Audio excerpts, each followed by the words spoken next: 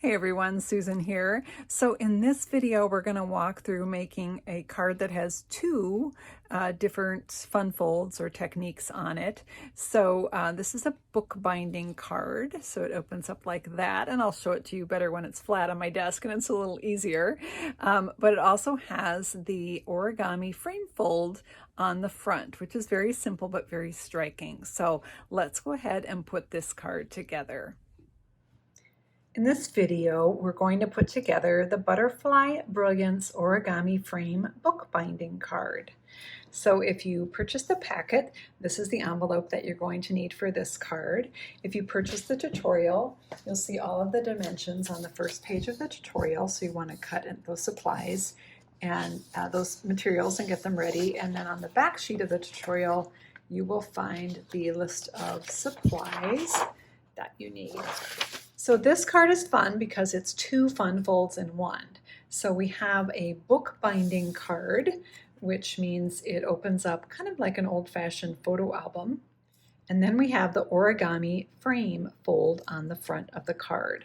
This is a fun way to just make an item pop out.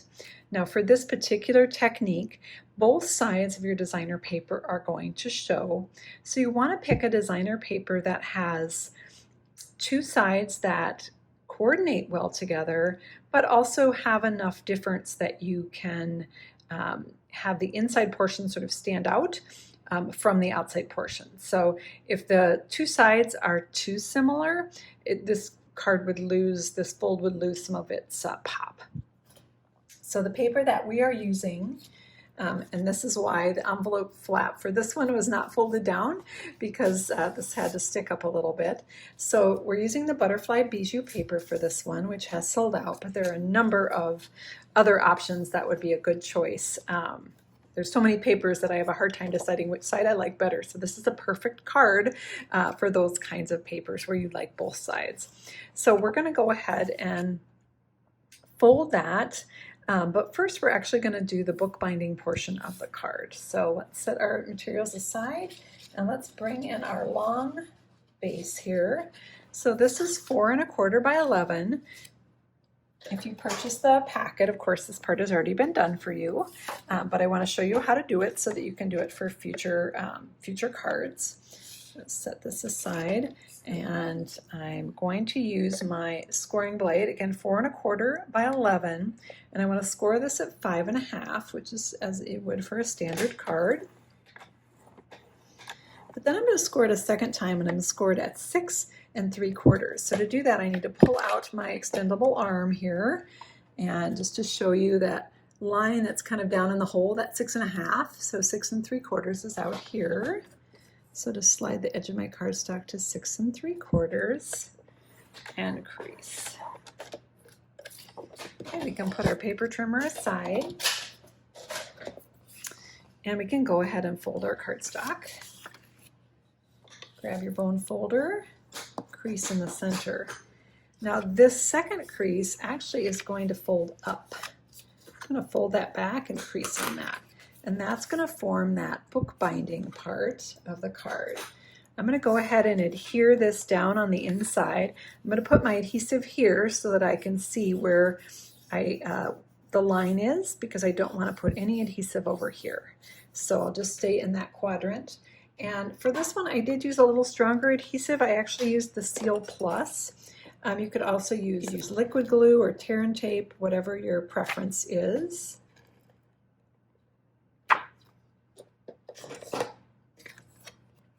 I didn't want the card to pop open. That's why I used a stronger adhesive. So there we have that bookbinding base for our card. And we're going to go ahead and decorate that. So I have a strip of paper, a narrow strip to decorate the side, and I did emboss that with the Tasteful Textiles 3D embossing folder. I love this folder because it really does make the the paper just look like almost a fabric. It just adds a lot of texture. Remember, when you're using the 3D embossing folders, your best choice is the specialty plate. You don't need 2 plates for the 3D folders, just 1, and you want to use the specialty plate. If you don't have the specialty plate and you're making this card and you need a workaround, watch the Butterfly Brilliance double emboss card video and I give you some options for that. So I've already embossed my piece, it's right here. And then I have a strip of my designer series paper that's going to decorate down the center. I'm going to go back to my regular seal for this and just put some adhesive on, and I want to just center that on that bookbinding portion. Okay, I can see for whatever reason this one is a little bit long and is sticking beyond the paper, so I'm just going to take my scissors and trim that up. And then I have this designer paper. Just add, this is a 1/2 inch strip that's 4 1/4 long, and that's just going to layer right on top of that piece in the center. So we've decorated sort of the binding section of our card, and now we're ready to move on to the focal point. So for that focal point, I'm going to bring in a 5 inch by 5 inch piece of designer paper. At the end of this video, I'm going to show you some alternatives, different sizes of paper and what that looks like. So, or one different size, I should say. So you're going to take your paper and you're going to fold it in half. So I'm going to put my paper with the color that I want to be inside. So the color that's going to form the square and the little triangle points I want to have up right now. The color that I want to be on the outside of the frame, I want to have down. If your paper is directional, you might want to pick a different paper because some of your images will be upside down, just the way the fold works. But you know, it could be fine, just depends on the paper. You're going to take your paper and you're going to fold it in half. And you're going to gently crease it with the bone folder. The reason I say gently crease is that the designer paper does have a white core inside. So if you crease it too deeply, it might crack and you can see some of that white. Not a big deal, but if you just gently score, you're good. So we should see that score line clearly though. And now we're going to rotate our paper and we're going to fold it again.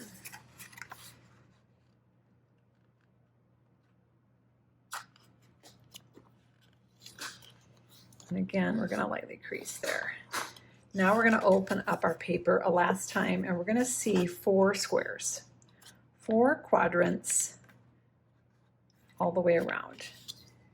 At this point, we are going to make a little mark.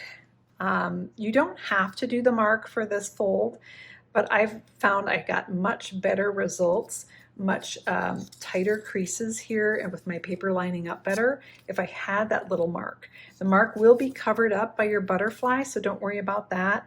You can use, I'm just using an ink pen here. You could also use a Sharpie marker if you want, doesn't matter, just as long as it's visible. Pencil mark might be a little too light, that's why I went with the darker. So I've just made that dot at the intersecting point, dead center, where those 4 intersecting lines joined. So our next step for this fold is to take the points and fold the points into that dot. So I'm going to start with one of my squares. It doesn't matter which one you start with, and you're going to line the point up with the dot. And when you do that, the sides should automatically line up with the crease lines. And again, we're going to gently crease that. So you can see that point is right there and the sides are lining up with the scores. We're going to turn it and we're going to repeat that on the next point. So again, fold your point in, line it up with that dot, and crease it down. It'll line up pretty well with the paper next to it and with those score lines. We're going to rotate it again. We're going to line up the point with the dot, and again we're going to crease it.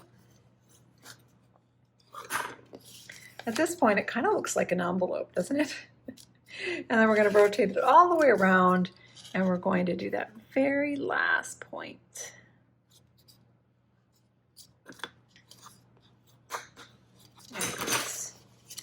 So at this point it should look just like this. And now we're going to make that center part. So this is very easy. We're just going to take the point and fold it back to that straight edge at the top. And then again, we're going to crease it with our bone folder. Rotate it around and just repeat that on all of the sides.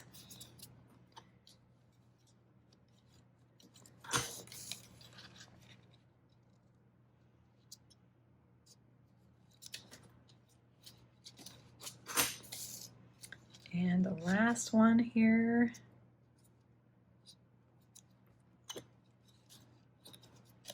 Crease it down. So now you've got that pretty square frame in the center and the decorations around the side. So we're going to go ahead and we're going to adhere this to a piece of a Bermuda Bay. The Bermuda Bay piece is 3 3/4 square. Remember, we started with a 5-inch square, but when we do all that folding, it gets smaller. So 3 3/4 square is the perfect size to layer if you start with a 5-inch square. Now at this point, you can decide which part you want up and which part you want down. They're uniform, so it doesn't matter. You can just see what looks more pleasing to the eye. We're going to take this and we're going to adhere it onto our card, and then we'll add our butterfly. So again, don't worry about that dot. We're going to be covering that up.